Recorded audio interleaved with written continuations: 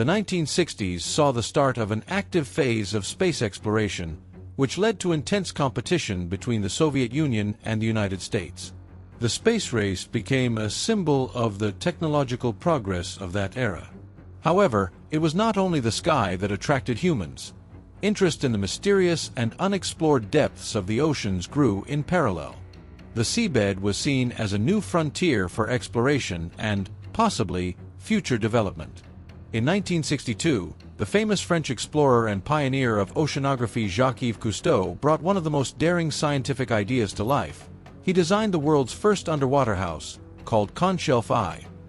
Cousteau believed that humanity was destined to one day populate underwater spaces, turning them into a full-fledged habitat. The experiment shook the scientific community. It was now clear that life underwater was not only possible for marine organisms. Inspired by Cousteau's success, Soviet enthusiasts decided to repeat the experiment, but on their own land and with their own resources. This led to the first domestic underwater house projects, named Ichthyander, Sadko, Sprut, and Chernomor. One of the initiators was the Donetsk Underwater Diving Club Ichthyander, where in March 1966, at one of the meetings, club member Georgy Tunin proposed to create and test the first Soviet underwater house in real conditions, at the bottom of the Black Sea. The Research Institute of Mining Mechanics responded to the enthusiasts' request and provided steel sheets, from which a metal-sealed cylindrical module was constructed under the guidance of volunteers. The interior of the underwater house was ascetic, just 2 shelves for sleeping, a table for taking notes, and a minimal set of household equipment. Life support was provided by a compressor installed on the shore, through which air was supplied to the capsule via special hoses. In the summer of 1966, the experimental structure was delivered to Cape Tarkhanket in Crimea, one of the favorite places of Soviet divers. Here, off the coast, in a picturesque bay with clear water, the underwater house was submerged to a depth of 11 meters. The first volunteer who decided to spend 3 days underwater in the Soviet underwater house was Alexander Hayes, a doctor and experienced scuba diver. His participation was not only a scientific feat, but also a personal one. He became the first inhabitant of an underwater capsule in the history of the USSR. For 3 days, he kept a detailed diary in which he described not only the physiological but also the psychological sensations of living at the bottom of the sea. Please turn off the lights. The first night has fallen in the house. There is a glow in the porthole. It is millions of microorganisms. I hear the air leaving the house with a hoarse sound and rising in bubbles. I feel tired, but gradually the tension and discomfort are going away. The humidity is high, but it's not cold. I woke up several times during the night.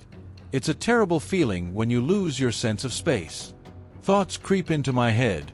What if the cable breaks? I'll have to run to the exit. But which way is it? To avoid panicking, Hayes contacted the base and received support from his colleagues. It was a real psychological experiment in which a person, isolated from his familiar environment, adapted to life underwater. His experience became the basis for the next stages. The following year, in 1967, a second underwater house was created, called Ichthyander 67. Compared to the first, it became a real underwater research module. 4 separate rooms, a laboratory, a bathroom, a bedroom, and a kitchen with a stove. A crew of 5 people spent 7 days underwater at a depth of 12 meters. This was a serious step forward, not just an experiment, but a full-fledged scientific dive. The main goal of the mission was medical and physiological research. The aquanauts had their blood taken, their breathing analyzed, and their bodies monitored for reactions to prolonged exposure to high pressure and confined space. Doctors descended to the bottom from the surface to observe them. Laboratory animals, rats, rabbits, and guinea pigs, were kept in a separate section. This allowed parallel studies to be conducted, comparing the reactions of humans and animals. The experiment was not without difficulties. One day, the electricity suddenly went out in Tarkhanket Bay. The main compressor stopped pumping air into the capsule. Only thanks to the fact that there was a mobile power station in reserve was the accident remedied. After connecting the backup compressor, the aquanauts regained access to air. One day, when it seemed that the experiment was going according to plan, water suddenly began to rise in the underwater house. It was already waist-deep when the crew sounded the alarm. An emergency decision was made to evacuate everyone inside the aquanauts. Fortunately, the operation was successful and no one was injured. After the danger had been eliminated, specialists discovered the cause of the emergency, a malfunction in the air supply system, which caused the pressure inside the module to change, triggering the influx of water. The problem was fixed, and the experiments continued. The doctors who were part of the project came to an important conclusion. People can stay underwater in a closed space for a long time without the risk of getting oxygen pneumonia if the gas mixture parameters are right. As part of the experiment, a remote gas sampling system was also tested for the first time in the USSR. This innovation later became an important part of the development of sealed underwater complexes.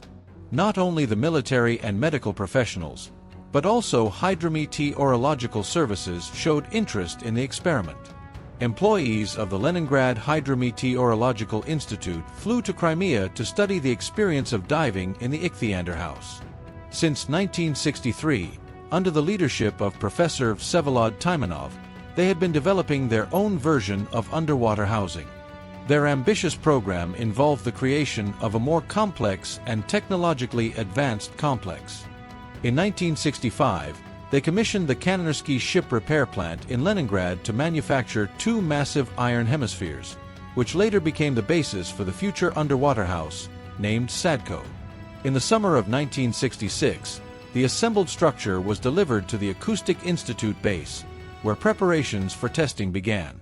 The team of specialists from the Leningrad Institute was confident that their project would be the first underwater house to be implemented in the Soviet Union. However, paradoxically, they were overtaken by enthusiastic amateurs from Crimea, who, without state support, had already conducted successful dives and long-term experiments with the Ichthyander. This was a painful blow to the ambitions of the Leningraders, especially given the scale and substantial funding of their initiative. Nevertheless, in September 1966, Sadko was submerged to a depth of 10 meters in the waters of the test base. The first tests were conducted on animals. A dog and 2 rabbits were delivered to the module. But the very next day, the tests were threatened, a severe storm began, and the massive structure was swept out to sea. The underwater house found itself at a critical depth of 45 meters, which posed a real threat of destruction. During the tests of the Sadko underwater house, an unexpected incident occurred. Water penetrated inside the capsule. As a result of the accident, one of the rabbits died, but the other animals were fortunately rescued and extracted unharmed. This incident prompted further work on the airtightness and air supply systems, and also forced specialists to pay closer attention to the structural reliability of the capsules. After the problems were fixed, it was decided to conduct a full-scale experiment with human participants. The commission selected 16 volunteers, who were divided into 8 pairs.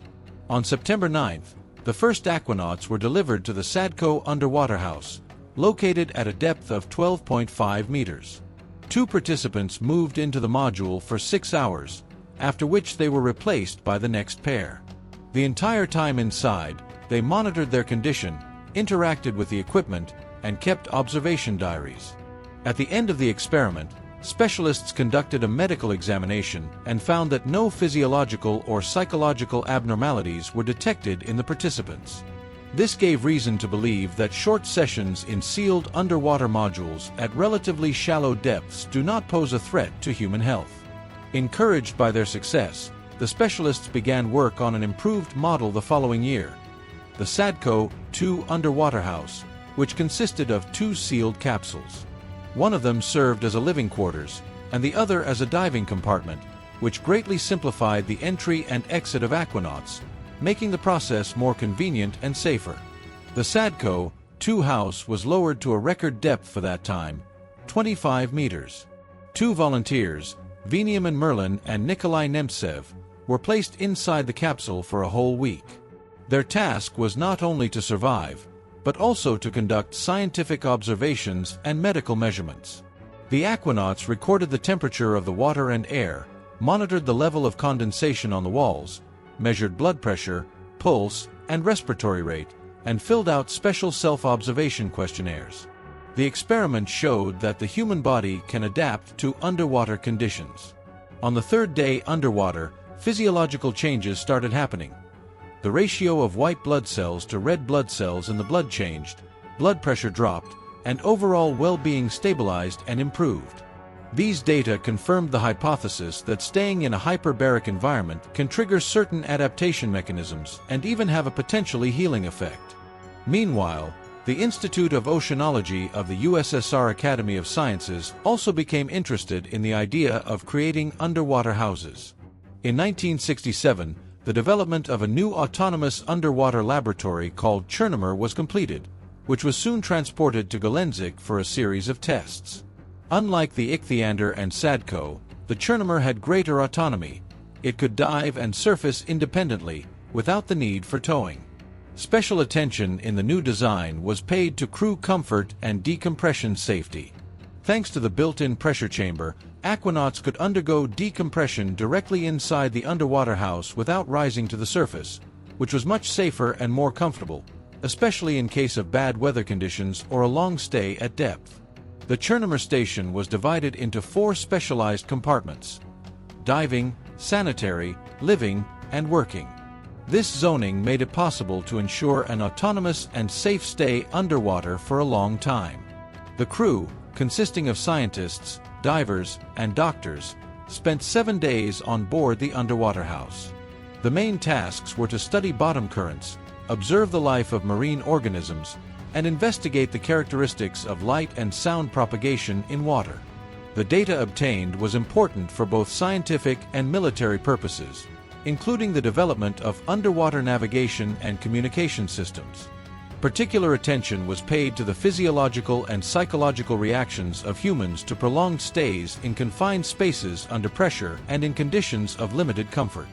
Doctors recorded many changes in the aquanauts' bodies. For example, when the water temperature dropped and the humidity inside the station increased, the general condition of the crew deteriorated, irritability appeared, hemoglobin and red blood cell levels decreased, movements became less precise, and reactions became sluggish. All this allowed doctors to conclude that it was necessary to create a more comfortable and stable living environment for long-term underwater missions.